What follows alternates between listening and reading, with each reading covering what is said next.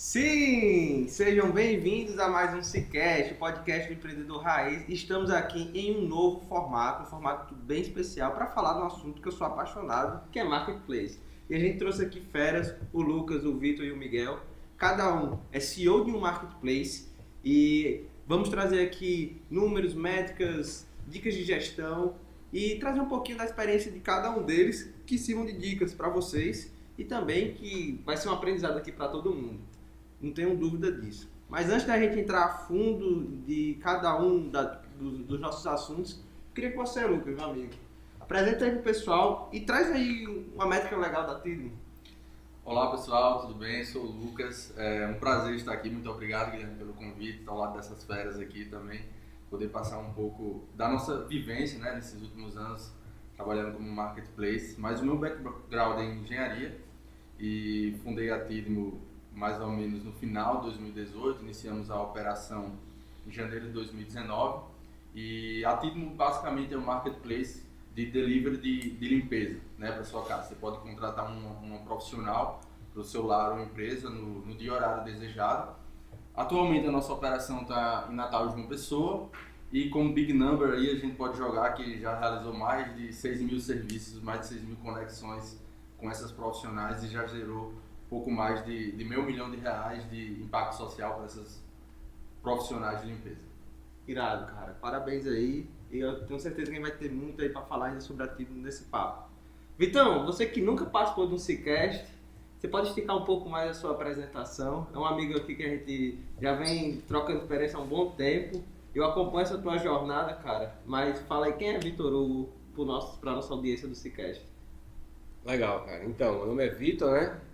Queria agradecer também, é um prazer estar aqui conversando com vocês, trocando essa experiência. Eu sou da área de computação, né? Iniciei o Surfmappers em 2016 e no Surfmappers a gente é um marketplace que conecta fotógrafos a surfistas, né? Um marketplace para compra e venda de fotos de surf, né?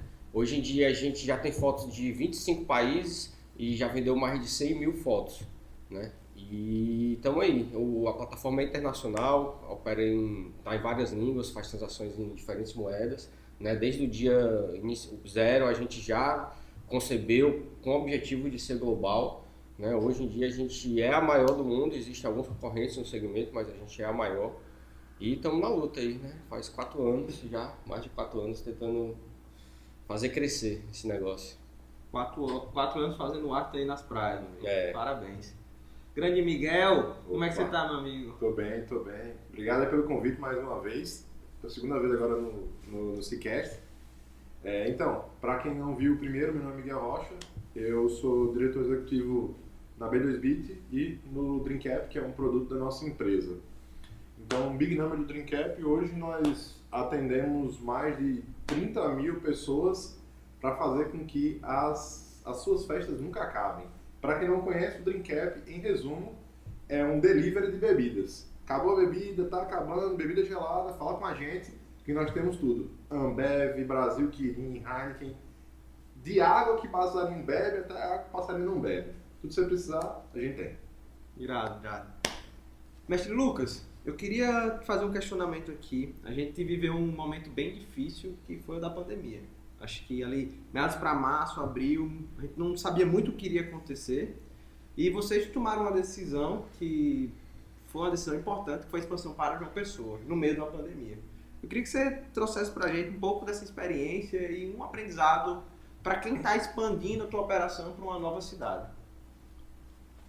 Foi um pouco desafiador expandir para João Pessoa, né? Quando a gente comentava com outras pessoas que a gente estava indo para uma outra capital no meio de uma pandemia, mas a gente via muito como uma oportunidade. A gente já tinha validado a operação aqui em Natal, sabíamos que conseguiríamos fazer contratações à distância, rodar campanha de marketing também à distância.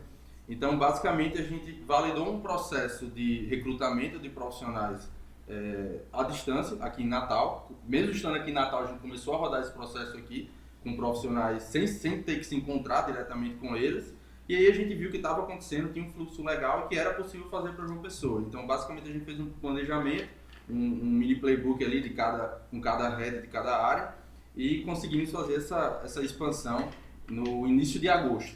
né? Então, a gente vai atualmente uma vez ao mês só de uma pessoa e a gente consegue manter essa operação à distância e conseguimos validar que é possível sim essa expansão operacionalmente longe daquele local para o nosso modelo. Legal. Vocês e a Surfmappers, né, tem algo parecido que é o relacionamento com o profissional lá na ponta. Então, eu sei que há um desafio de iniciar uma nova operação e ter aqueles profissionais naquela região. O que é que vocês pensaram? É melhor eu ter muitos profissionais e entregar e garantir que eu vou conseguir atender o meu cliente na ponta, ou ter poucos profissionais, engajar eles junto com a Tidmo? Como é que vocês estão vendo isso?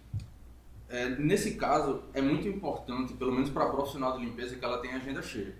Então não adianta a gente ter 50, 100 profissionais se ela não vai conseguir preencher a sua agenda e compensar as despesas mensais. Então a gente prefere muito mais ter menos profissionais, preencher a agenda desse profissional e engajá-lo dentro da empresa. E isso a gente faz vários touch points, né? No onboard da profissional a gente é mais high touch, a gente está mais próximo a ele. E aí, à medida que ele vai se desenvolvendo, ele vai progredindo dentro da plataforma, progredindo nas suas avaliações, enfim, passando por todos os treinamentos, a gente também faz alguns tipos de testes dentro da plataforma, a gente vai começando a liberar um pouco mais essa pessoa, que aí ela já está mais madura, tanto em organização, ela já está mais tranquila financeiramente, e aí o que ela quer é desfrutar dos benefícios dessa liberdade e desse acesso que a empresa consegue propiciar, né? Como uma empresa de impacto social, a gente não busca apenas contratar uma pessoa, mas sim desenvolver tanto profissionalmente e pessoalmente esse profissional contratado, né? Então a gente dá vários tipos de treinamentos também, não só voltados para a limpeza, mas conduta, educação, gestão financeira, igualdade de gênero, assédio moral, assédio sexual, tudo isso a gente fala dentro da plataforma com essas pessoas que são 100% mulheres. É importante deixar claro, a gente atualmente tomou a decisão de contratar apenas mulheres e isso tem dado muito certo. A gente consegue manter uma relação muito boa e todas as profissionais são muito engajadas. Com relação a João Pessoa, muitas já tinham serviços por fora, digamos assim, da plataforma e a gente consegue trazer, em alguns casos, essas pessoas de fora para dentro que não conheciam a empresa, por exemplo. Então, eu acredito que engajar o profissional dentro do que a gente propõe, né, tem dado muito certo, tem sido algo positivo para a empresa e também para a profissional. A gente tem muito esse lado da parceria, né? Legal, cara. Bacana. E eu acho que é meio que o sonho de todo marketplace de serviço, né? Você fazer com que o profissional ele veja valor em estar trazendo aquele serviço que ele já realiza para dentro da plataforma. E, Vitão, você já opera em vários estados no Brasil, certo? De forma altamente remota, a base vocês estão aqui em Natal. E eu queria entender como é que vocês fazem esse trabalho de engajamento com os fotógrafos. Vocês têm algum tipo de embaixador? Vocês fazem algumas ações de CS com ele? Como é que vocês estão trabalhando isso? A gente tem embaixador, tem 2 embaixadores, né? Um é o Sebastian Rogers, que é um fotógrafo que é a maior referência na fotografia de surf no Brasil. E ele é embaixador da marca e ele também ajuda a gente a criar conteúdo específico sobre fotografia. A gente tem um canal do YouTube que ele está sempre lançando semanalmente conteúdos lá, até para ajudar os fotógrafos também a estarem aprendendo mais e fazer um trabalho melhor, né? Além disso, a gente tem um contato com um fotógrafo muito próximo, né? A gente faz muito contato via WhatsApp, então a gente está sempre ajudando o fotógrafo para alinhar como ele deve trabalhar, se tem alguma coisa que está fora do padrão. A gente, quando tem algum feedback do surfista, a gente sempre repassa para o fotógrafo, né? E está melhorando o serviço prestado. Legal. Eu sei que na pandemia vários negócios eles sofreram transformações digitais. E eu acho que as startups elas também fugiram dessas transformações. Isso é um fato engraçado, né? Que são empresas que nascem do digital, mas todos nós fomos forçados a se transformar. Eu sei que a Surfmappers ela teve um ganho aí de usuários, foi fantástico. E como é que vocês lidaram com isso? Vocês esperavam isso? E qual foi o impacto disso? Qual foi o maior aprendizado que vocês tiveram durante essa pandemia? Legal. Então, na verdade, a gente não esperava, né? No começo da pandemia, a gente ficou sem saber o que ia acontecer, principalmente naquele início que bloquearam as praias no mundo todo. A gente viu acontecendo fora do Brasil, então a gente esperou que fosse acontecer e rapidamente aconteceu aqui também. E nosso negócio praticamente morreu por aquelas 3 semanas, 2 semanas, assim, parou completamente. A gente tentou pensar outras formas de trabalhar, né? Inclusive a gente lançou um site para vender quadros, são fotos decorativas, né? Porque poderia fazer uso do acervo dos fotógrafos que eles já tinham, já que o fotógrafo não podia estar ali na praia fotografando, né? Os surfistas também não poderiam estar surfando. E depois disso, quando abriu, acabou que as praias, o acesso foi liberado, mas bares, academias, eventos, tudo foi fechado. Então, meio que só ficou o surf disponível como atividade de lazer das pessoas. Então, aumentou muito o volume. E os fotógrafos, né? Muita gente acabou que perdeu uma renda. Então, muita gente que acabava que tinha câmera, mas não focava muito nisso, deu mais energia para isso e a gente teve um ganho muito grande, né? Realmente cresceu 200% durante a pandemia, né? Comparado a janeiro, que foi no período antes da pandemia. Foi excelente o momento para a gente. E o maior aprendizado, sem dúvida, assim, a gente teve que contratar, a gente no momento inicial acabou diminuindo o time, depois a gente teve que aumentar novamente, né, rapidamente, porque a demanda aumentou, o nível de suporte aumentou, né? A gente teve que adaptar a tecnologia, porque isso também aumentou, acabou que a gente teve alguns desafios de tecnologia com time de desenvolvimento menor. Foi um período bem assim, intenso de aprendizado. E a gente começou também um processo de captação que a gente está acontecendo ainda, então a gente teve contato com vários investidores nesse período, né? Foi uma coisa que também foi intensificada, né? No Brasil, acho como um todo, tem saído muitas notícias de que o investimento em startup é uma coisa que, apesar da dificuldade da pandemia, ele se manteve bem ativo. Assim. Legal, cara, bacana. Eu imagino que essa questão das pessoas pararam de ir para os bares, né? E começaram a fazer o esporte que estava disponível no momento. E aí eu até puxo aqui um gancho para o Miguel, que durante essa pandemia a gente teve um boom de lives e eu acredito que isso foi um combustível para o Dreamcap. Então, sim. Agora a gente vive um pouco do fim das lives, a galera voltando para os bares, e eu queria que você falasse para a gente como é que a Dreamcap está vendo esse movimento, tanto do boom e como essa regularização do mercado. Antes de mais nada, eu já queria deixar o meu muito obrigado a Gustavo Lima. Muito obrigado, porque suas lives fizeram os pedidos. A correlação é absurda. Gustavo Lima, live, pedidos. Enfim, mas então, no começo da pandemia, nós estávamos planejando o ano 2020 e a UFRN cancelou as aulas. Quando cancelou as aulas, a gente estava, acho que vai aumentar um pouquinho. Aí quando a gente achava que ia aumentar por 20%, aumentou 100%. Aí fez, eita. Aí fecharam tudo e teve a live do Gustavo Lima, que foi 13 vezes maior do que o nosso maior mês de pedidos. Foi um boom muito grande, o gráfico realmente está meio que assim e depois ele estabiliza. Nesse boom a gente aproveitou para tentar chegar na nova cidade que era Recife. E a gente chegou em Recife com muitas dificuldades, porque todo mundo de aplicativo de delivery estava querendo expandir. E em Recife a gente teve que brigar por cupom. E aí foi quando a gente entendeu aquela coisa que dizem: marketplace é uma forrageira de dinheiro. Você põe. E aí a gente começou a entender essa dinâmica do mercado de Recife e do mercado de Natal. Como no mercado de Natal nós já estamos mais estabelecidos, esse mercado acabou pagando a operação de Recife e hoje ele se paga, enfim. Esse mercado de Natal é o que hoje está gerando caixa para manter toda essa outra operação. Como é que funciona agora nesse período fim da pandemia, vamos dizer assim, né? O último quarto da pandemia? Não dá para saber ainda, mas as lives elas acabaram, vamos dizer assim, estão acabando. Os pedidos eles voltaram a se estabilizar, ele diminuiu muito do pico, que foi em abril, ali, maio, mas se chegou em 13 vezes, agora ele está em mais ou menos 6 vezes do que estava. Então, existe um aumento, as pessoas entenderam que delivery pelo aplicativo é muito prático, porque às vezes você se reúne com os amigos, ela ia comprar antes, depois, só que acabaram percebendo que, por que eu vou gastar o tempo que eu estava com meus amigos para sair para comprar bebida, vou pegar o carro depois de beber? Não, né? Enfim, conheceram essa coisa que parece tão óbvia hoje em dia, mas na época muita gente não usava. Mas esse mercado agora, ele subiu e eu acredito hoje ele estabilizou. Então, ao menos pra gente, foi muito bom. E o que eu vejo para os próximos? Ele continuar agora na mesma velocidade de crescimento que ele estava antes da pandemia. É como se a pandemia tivesse feito o quê?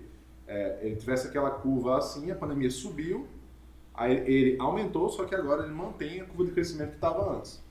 Agora, ao menos pra gente, ele voltou a crescer na mesma faixa, na mesma taxa de crescimento que era essa pandemia. Mas a pandemia ajudou a subir aquele gráfico, ao menos um degrau ali. Não. Legal. Alguns.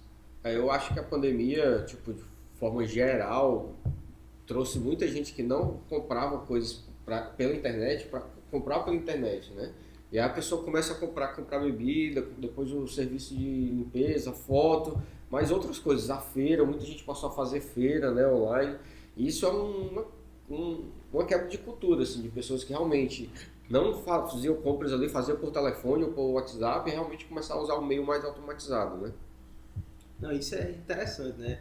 Eu acho que um reflexo disso foi o boom do marketplace de produto. E isso está mostrando também o impacto em um outro setor, que é o setor logístico. Que eu venho do mercado imobiliário, então eu acompanho esses números, a gente vê o setor de galpões crescendo assim de forma absurda. Né? Mercado Livre agora vai abrir o maior centro logístico em Salvador. Porque isso já era um desafio deles, entregar produtos para o Nordeste.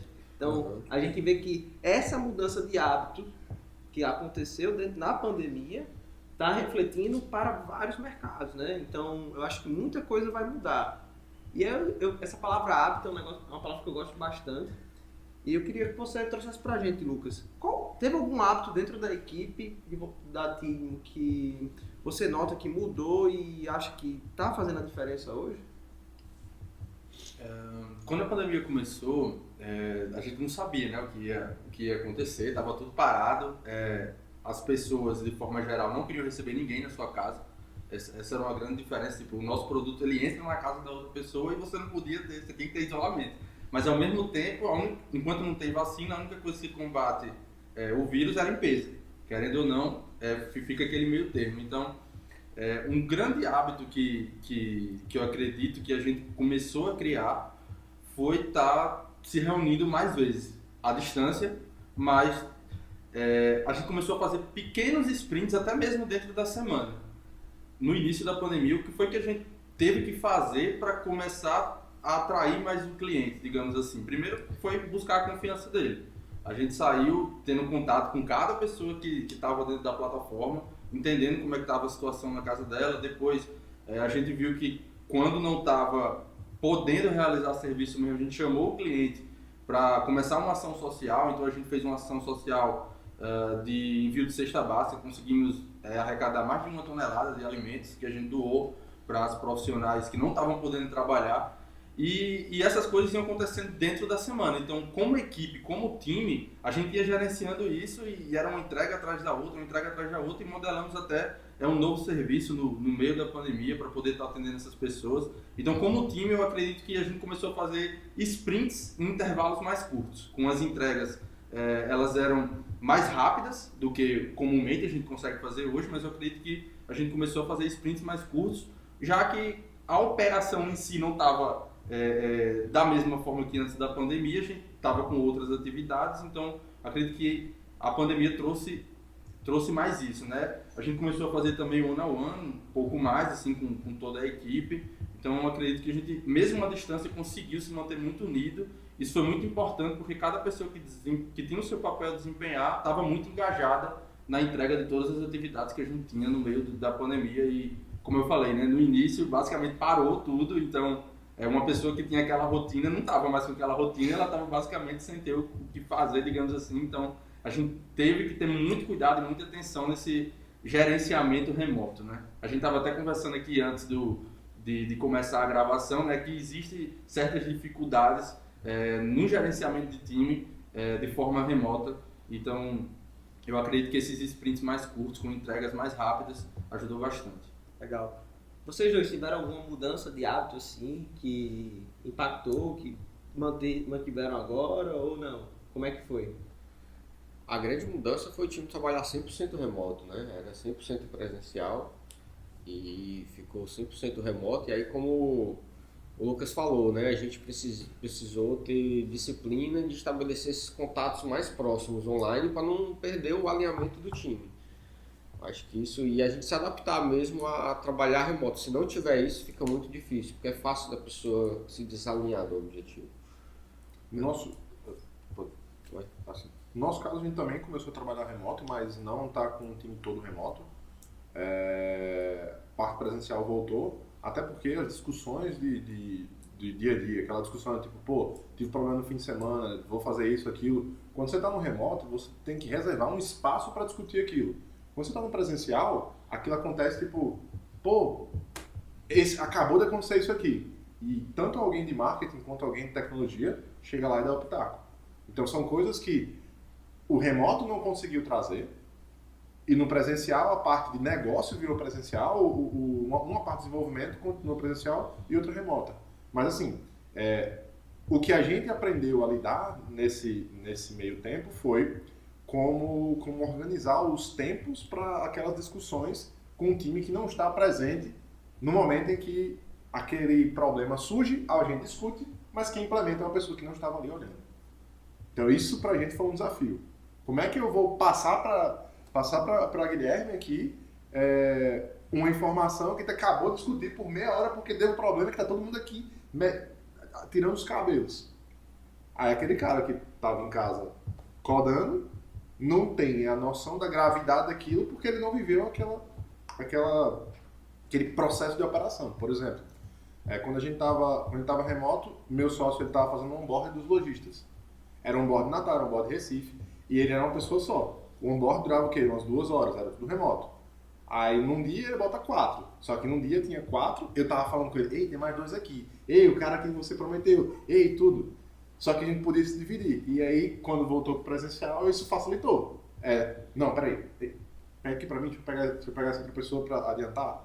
Então essa questão de passagem de bola, quando tá tudo pegando fogo, no remoto foi um desafio, no presencial a gente conseguiu. E até com o crescimento, né? Miguel falou o quanto a empresa dele cresceu em número de pedidos, com certeza algum processo novo teve que ser criado, pelo menos com a gente isso aconteceu, e esse alinhamento de processos novos, essa implementação à distância também tem que ter essa comunicação muito forte, nesse alinhamento, nessa passagem de bola de uma pessoa para outra. Então, eu acredito que foi um desafio, até porque quando você está trabalhando em casa, você tem que ter muita disciplina, porque vão ter outras coisas, vão ter outras pessoas, enfim, você vai estar, às vezes tem outra pessoa trabalhando, às vezes tem outra pessoa fazendo outra coisa, então você precisa ser muito disciplinado. Então, como time, eu acredito que a gente conseguiu amadurecer bastante nesse aspecto. Assim, eu tenho uma opinião que é um pouco mais forte, mas não, eu não diria que todo mundo concorda, mas que eu ouvi uma frase que eu concordo muito bem. Pode botar fogo no parquinho aqui. Atleta não treina em casa, meu amigo.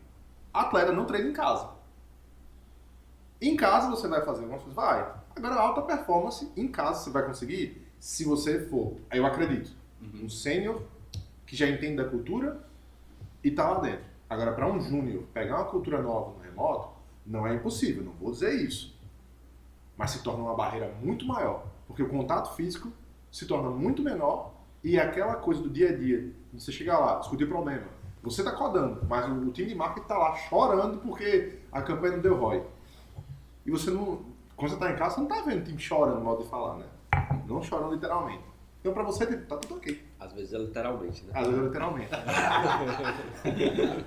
Então assim, o que eu acho que aquele skin the game, ele funciona se existe um alinhamento muito claro entre as pessoas que estão naquele time. Por isso que eu realmente acredito. Atleta de alta performance não treina em casa. Ele tem uma academia pronta com todo aquilo ali para ele chegar lá e performar da melhor forma. Se o escritório não fornece a academia que é melhor do que em casa, aí não é um problema do atleta profissional, é um problema do escritório. É assim que eu enxergo. E Vitor, o que tu acha disso aí? Eu acho que o desafio remoto ele existe, mas ele é possível, inclusive para júnior, né, cara? Só que tem que ter processo. No escritório não, os desafios são diferentes. Eu acho que o principal ponto disso do 100% remoto é porque o ser humano, ele é um ser humano, assim, ele é um ser que precisa de relações sociais. E o remoto, isso é o principal. Então, numa visão de longo prazo, você não ter a oportunidade de, no final da semana, você tomar uma cerveja para poder brindar aquele sucesso, ou então chorar aquele fracasso junto, afasta as pessoas. E fazer isso junto conecta de forma diferente as pessoas, que na semana seguinte, na hora de enfrentar os desafios, aquelas pessoas ali, elas são diferentes. Eu acho que isso é a principal coisa que o mundo ao vivo ele proporciona, que a gente perde no remoto. E aí, para contornar isso, o principal é realmente, processo é muito importante, e você achar os artifícios da tecnologia para você criar um pouco de conexão. Então, por exemplo, se o time é 100% remoto, você tem que fazer o máximo possível para você se conectar com as pessoas com frequência e usar o vídeo. Muitas vezes a pessoa acha que o vídeo ele não é importante. E numa call específica ele não tem um fator muito importante, mas durante o ano, em 250 calls, o fato de existir um vídeo torna aquilo muito importante, porque vira uma pessoa do outro lado. Senão você parece que está falando com o bot da Oi ali. É a mesma coisa, assim, a sensação do humano, né? Então, eu acho que isso é o principal desafio. É como você não ter esses artifícios para conectar as pessoas e conseguir, de alguma forma, ainda realizar isso. Mas, assim, o que eu acredito, o remoto, você consegue, dá para ser produtivo. Mas o que eu acredito é que existe um limite da produtividade e do engajamento. Então, se eu dizer que se você é produtivo e engajado, pode ser duas coisas que andam em conjunto. Mas o que eu acredito que o meio remoto, meio presencial, pode ser uma coisa meio a meio, ele vai ser bem mais beneficial, tem um benefício bem maior, pelo menos para o time em todo, do que o 100% remoto. Exatamente, porque quando você está meio presencial, você tem um mecanismo de fazer essas conexões sociais entre as pessoas. Né? Então, o principal desvantagem que eu vejo no time que é 100% remoto, ela acaba que não existe. Porque você tem a oportunidade. Agora, por exemplo, a gente tem uma pessoa do time que está em Santa Catarina. Então, é 100% remoto. Entendeu? Talvez uma vez por ano a gente vai se encontrar. Entendeu? E tem até algumas empresas que usam alguns artifícios. Você falou do vídeo, que é uma pequena ação, mas tem empresa que às vezes envia alguma coisa para o colaborador no final do mês, quando ele bater uma meta. Enfim, tem algumas formas que, se você tiver pessoas focadas só para o engajamento do seu próprio time, você pode conseguir essa alta performance. Mas assim, eu entendo também que é divergente de empresa para empresa, né? De acordo com a cultura que você vai criando ali naquele espaço. E a gente tem falado aqui muito pensando no nosso time, mas a gente aqui como marketplace, por exemplo, você tem um relacionamento presencial humano com a prestadora de serviço. Não tem? E isso cria conexão. E isso, a pessoa tem muito mais confiança do que se você só fala com ela pelo WhatsApp, né? Então, se você fala com ela, no meu caso, por exemplo, a maioria dos nossos fotógrafos e surfistas são do sul e sudeste do Brasil. Então, a nossa relação, inclusive isso que eu estou falando de relações remotas ou presenciais, também com o cliente ela é importante. Se você tem a oportunidade de encontrar corpo a corpo, olho no olho, o fator confiança que aquela pessoa tem no produto como um todo, quando você está pessoalmente lá, ele é diferente. Né? Então, você não ter isso torna a relação entre os seus clientes mais frágil. Né? E aí, você usar o artifício, exatamente. Tipo, você pode só atender pelo chat, mas você pode também fazer uma video call, você pode fazer uma ligação, e isso muda. Né? É o recurso que tem disponível. Não, sim, com certeza. Por exemplo, uma outra coisa aqui, tem um livro chamado Atomic Habits, de James Clear. Acho que lá pelo final do capítulo 14 eu conheci, tem um capítulo que tem um título, Motivation is Overrated. Environment often matters more. Tipo, para quem não entendeu, tipo, motivação é muitas vezes superestimado. Já o ambiente, muitas vezes, importa muito mais. O que ele quer dizer com isso? O livro ele fala sobre como criar hábitos. E o que ele diz o pessoal fala sobre motivação, tudinho, mas motivação você pode ter e pode não ter. É diferente da sua motivação que sua família é dona de uma loja de bolo e você mora em cima. E outra pessoa que tem uma família que é bem mais fitness e tal, e não tem uma loja de bolo do lado, se cheirando o tempo inteiro. O ambiente vai te influenciar muito mais do que, na verdade, sua força de vontade. Que muita gente diz, você não tem força de vontade, você não tem aquilo. Muda seu ambiente. Às vezes o ambiente em casa não é o melhor.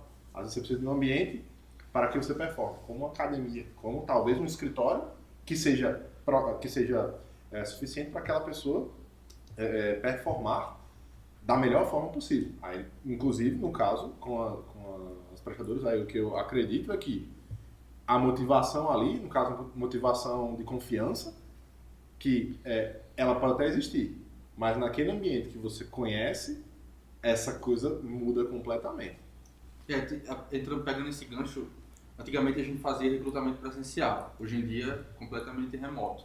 E a gente nota que tem uma diferença, claro, de relacionamento com as mais antigas do que com essas novas que estão entrando. Já é um relacionamento um pouco mais afastado, querendo ou não, vai existir.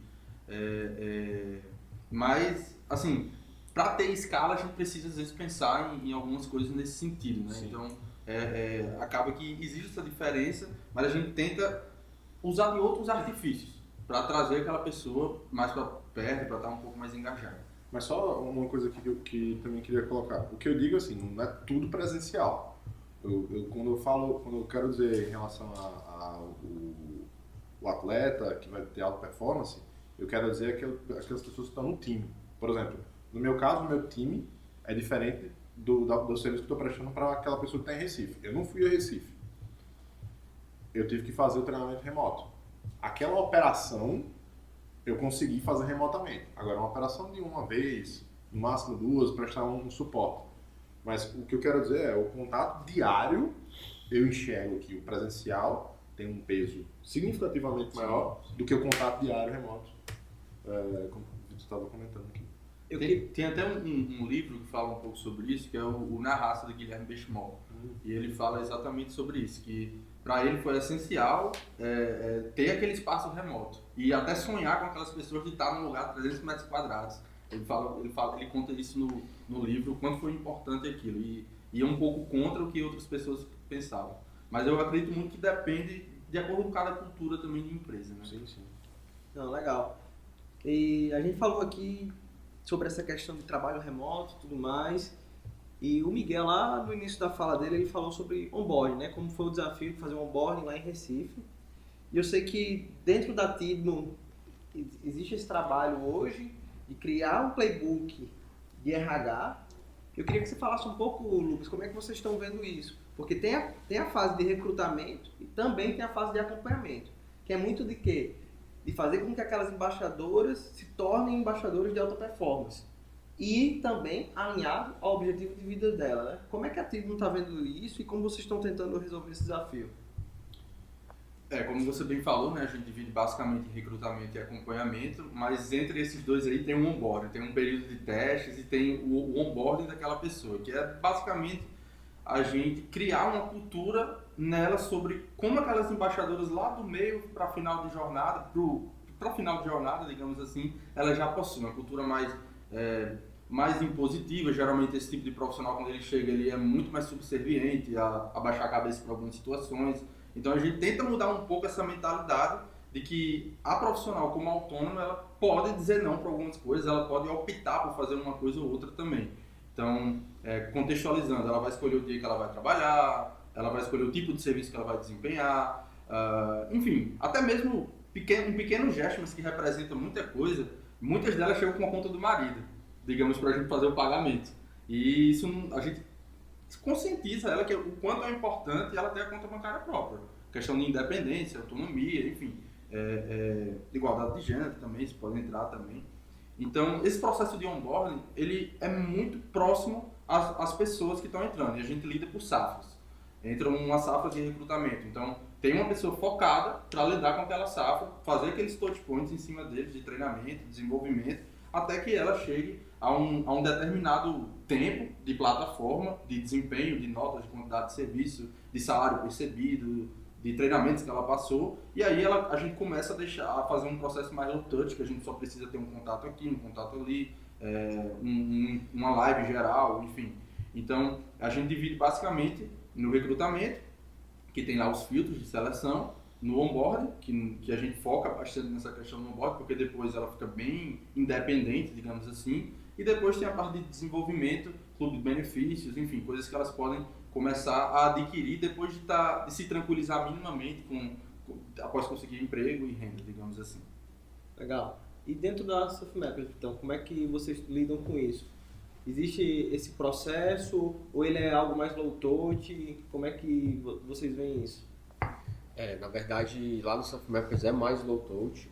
A gente tem tutorial, né, ensinando como utilizar a plataforma. É muito direto também, o uso da tecnologia, né, é tranquilo, né? E acontece que o outro lado, os compradores, já tem muita gente que conhece, né? Então, o fluxo com o fotógrafo, quando o fotógrafo começa a performar e ter o resultado, óbvio que a gente está perto dele, a gente está acompanhando, está tentando alinhar alguma coisa que esteja fora, mas acontece muito também do fotógrafo já entrar fazendo o trabalho correto e tendo um bom resultado, né? E a gente realmente não precisa fazer um trabalho high touch com aqueles fotógrafos.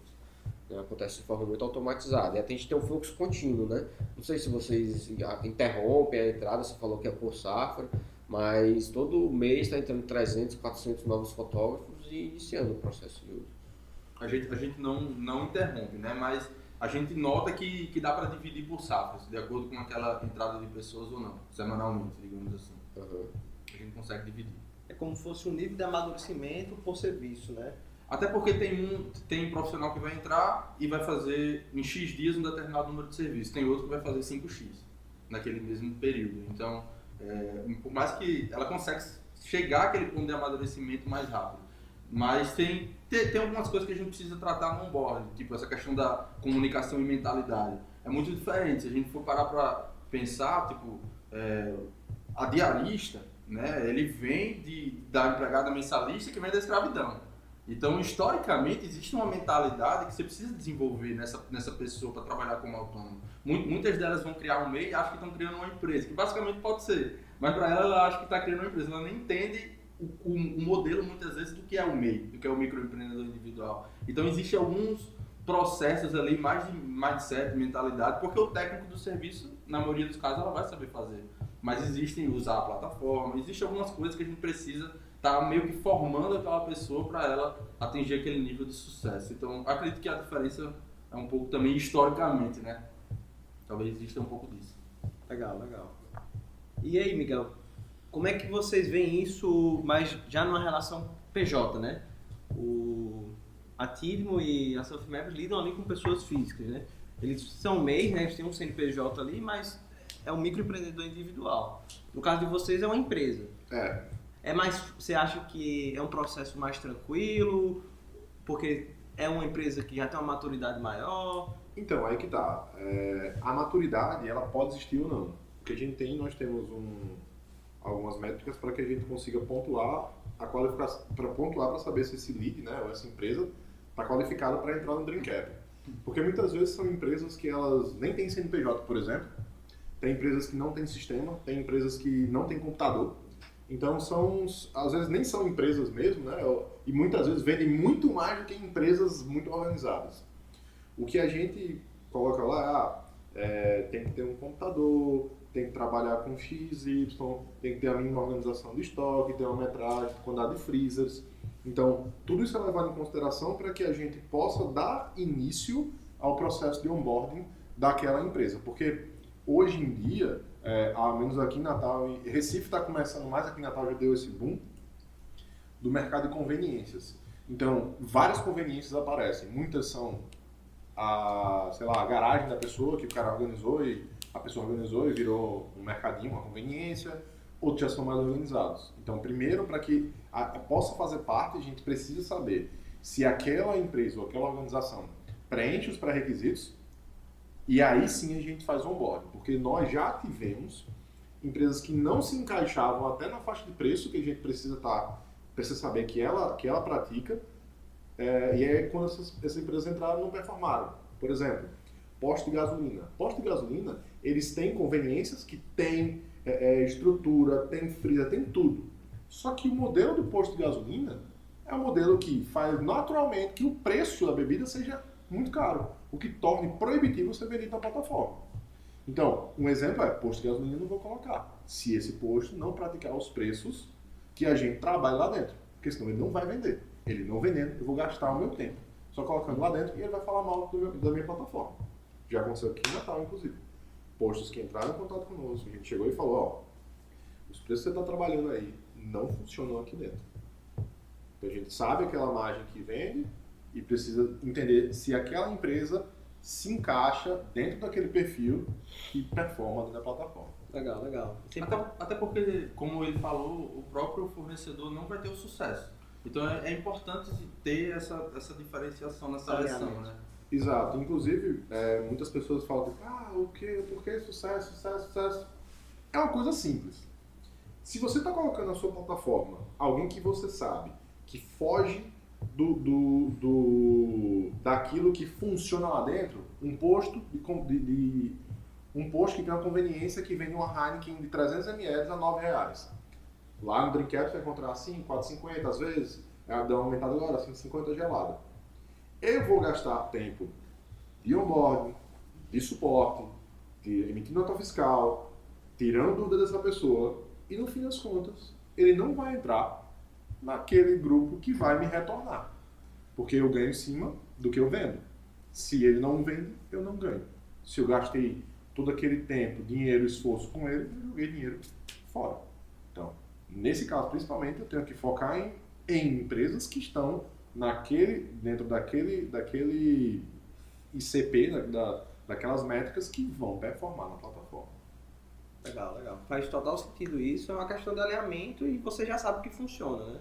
Exato. Vai ser basicamente ir contra o que vocês já aprenderam. Por exemplo, a gente tem aqui uma conveniência que no início ela não se encaixava no padrão. Aí foi e a gente chegou e botou eles para dentro. Eles não tinham uma coisa que era muito essencial. Não tinham motoqueiro. Aí você me pergunta, como é que ele fez? A gente simplesmente contactou eles com a B-Delivery e no começo foi uma dor de cabeça. Porque o cara não sabia usar e trocava de turno, o outro funcionário não sabia usar o sistema, mas um sabia usar o B-Delivery, o outro não sabia usar o Drinkcap. E aí virou uma zona. Até que depois de um tempo, esse cara mesmo começou a se organizar e hoje ele está entre os que mais vendem na plataforma. Fica bem aqui perto, chama Mister Madruga. Do lado ali do Bob's. Aí, esse é um exemplo que, quando a gente olhou no começo, fez, poxa, eu não teria aceito no começo. Hoje em dia, do jeito que ele está hoje, eu teria aceito. Então a gente já sabe que já teve outras experiências como essa, que no caso, entraram, não performaram mesmo e vazaram. Eu consigo até traçar um paralelo que a gente, quando a gente...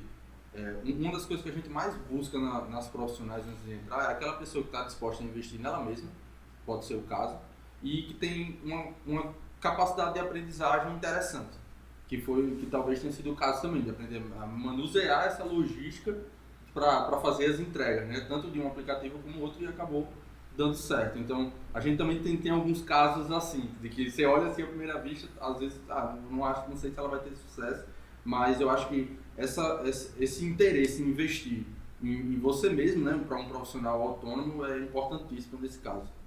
Mas, por exemplo, a gente já tem um outro extremo. Outro extremo aqui também, no caso, esse foi o primeiro, né, que botou, não deu muito certo. Outro que a gente pegou com tudo. Estoque, entrega, nota, tudo bonitinho. Que foi o Bebidas Natal. Bebidas Natal, que é um dos maiores distribuidores de bebidas aqui, quando ele entrou, num dos primeiros fins de semana, ele desligou o sistema, porque não estava aguentando o pedido. Então, pra mim, é ruim que ele desligou o sistema? Mas qual foi o motivo? Porque não tinha como chegar a demanda. Porque ele tinha preço, estoque, motoqueiro, nota, tudo para que aquela operação só fizesse assim, ó. Vai. Aí foi o melhor pra gente. Então procuramos algo naquele sentido. Legal, cara. Interessante. A gente tá caminhando aqui agora pro fim. Eu tenho certeza que a gente consegue passar aqui 3 horas conversando tranquilamente. Mas antes da gente encerrar, eu queria que cada um de vocês deixassem uma mensagem pro pessoal. Pode ser alguma dica sobre gestão, algum hábito que vocês têm, ou se não, uma mensagem para o mundo, né? Começa, Vitão. Você é o mais experiente aqui entre nós. Eu, o mais velho. Mais experiente, né? Caramba, mensagem para o mundo. Cara, a mensagem é tipo, esse ano foi um ano bem difícil, né? Começou com o mundo todo virando de ponta cabeça. E eu acredito que todo mundo ficou bem assustado com as coisas como estavam acontecendo. E apesar disso, nós 3 aqui juntos, nós 4 juntos, a gente teve um período bem complicado, mas que a gente acabou virando em oportunidade, né? E eu acho que a gente tem que encarar as coisas muito desse jeito. Às vezes a gente se vê meio perdido, assim, de não achar que não vai ter uma solução. E na verdade às vezes tem, às vezes acaba melhor do que o que era antes, né? E o processo, ele sempre gera um aprendizado, um crescimento pessoal, profissional. Então acho que a mensagem principal é pra gente continuar andando pra frente, né, cara? E continuar acreditando que as coisas lá na frente vão sempre dar certo. Irado. Obrigado, amigo, por ter participado aqui do seu Valeu. primeiro Cicast, né? Depois a gente tem que gravar um individual, né? Né? Vamos nessa. Grande Miguel. Então, já que a gente está aqui no tema de marketplace, para vocês que querem fazer um marketplace, uma coisa que colocar na cabeça de vocês. Marketplace, ele não vai... Pode ser que dê, vai ser ótimo, mas marketplace não é uma coisa que vai dar dinheiro da noite pro dia. Marketplace vai precisar de investimento, sim, para crescer, senão o crescimento é muito demorado. E toda vez que vocês tiverem uma ideia que pensa em marketplace, eu gosto muito da área de marketplace, mas sempre pensa que você tem duas frentes para poder atacar. Para quem vai fornecer e quem vai consumir. Se você não tem estratégias para atacar essas duas frentes, gaste mais tempo no seu planejamento do marketplace. Boa. Grande Lucas. A reflexão muito do ano 2020, né? Esse primeiro semestre parece que foi outro ano e a gente está iniciando um novo aqui, vamos para 2021. Mas muito de que a gente tem que estar sempre refletindo, né? Sobre o nosso negócio, porque a gente nunca sabe, ninguém esperava o que ia acontecer, mas a gente nunca sabe o que pode estar por vir, né? No caso, a pandemia atacou todo mundo, mas pode ser que uma outra situação acabe atacando um negócio ou outro mais em específico. Então a gente tem que estar sempre refletindo sobre o nosso negócio para procurar sair sempre da caixa, né? No caso da Titmo, uma das coisas que a gente buscou fazer foi estar muito unido como time, né? Em algum momento aqui a gente falou sobre essa questão desse alinhamento. Então isso foi essencial para a gente estar refletindo sobre o que a gente estava fazendo, o que a gente podia fazer para naquele momento específico virar um pouco a chave, ser um ponto de inflexão. Então eu acho que refletir mais sobre o nosso negócio, tirar sempre um tempo, uma semana, um mês, para estar refletindo sobre isso, é algo muito importante. Às vezes a gente está muito focado em executar, que é muito importante, dá muito retorno para a gente, muita resposta, mas às vezes sair um pouco e respirar e pensar sobre o que a gente pode fazer para chegar nesse ponto de inflexão, eu acredito ser algo essencial e recorrente na vida do empreendedor. Grandes mensagens aqui a gente teve. Eu queria agradecer a presença dos 3, do nosso querido Saulo, nosso cara da edição, nosso cinegrafista. Isso aqui foi mais um episódio do Cicast. Isso aqui é um projeto que a gente toca com muito carinho, mostrando que Natal é um polo de muita gente boa. São tecnologias que estão sendo feitas na Terra, causando impacto não só no nosso estado, mas em outras cidades. Então, quando eu abri o coworking, a primeira mensagem que eu recebi foi essa, que a gente está rodeado de gente boa. Então, tem aí um mundo aqui dentro que você pode estar conhecendo, dentro do Jerimum Vale, dentro do Sebrae, dentro das nossas incubadoras. Você que quer conhecer um pouco mais, vem aqui no C-Hub, converse com o pessoal do Jerimum. Tenho certeza que vai ter alguém lá para te explicar como é que funciona esse mundo de tecnologia, de metodologia ágil. E eu vou te fazer um pedido. Esse episódio aqui, compartilha ele com algum amigo, com certeza vai estar ajudando esse teu amigo que vai estar escutando esse podcast ou vai estar vendo esse vídeo. E tenho certeza que esses caras aqui eles vão estar acessíveis para vocês, para conversar. Acho que todos nós aqui temos esse hábito de estar compartilhando e fazer essas reflexões que o Lucas falou, acho algo muito importante. E eu convido a vocês para vir conhecer a gente aqui fisicamente, seguindo os nossos protocolos de segurança. E obrigado, pessoal. Vejo vocês na próxima terça-feira em mais um Cicast, o podcast do Empreendedor Raiz, para você ouvir depois do almoço. Depois do almoço. Depois do almoço, pô. É que sai do meu dia. Profissa, mano. É hábito, pô. É profissional. Ficou bom, Sal? Eu tenho uma